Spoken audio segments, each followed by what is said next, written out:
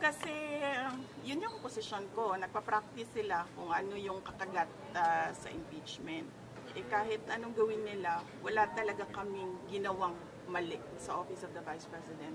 Yan ang rason kung bakit ayaw pumunta ng mga tiga-Office of the Vice President. At sinabi nilang ako na lang yung ipapadala nila.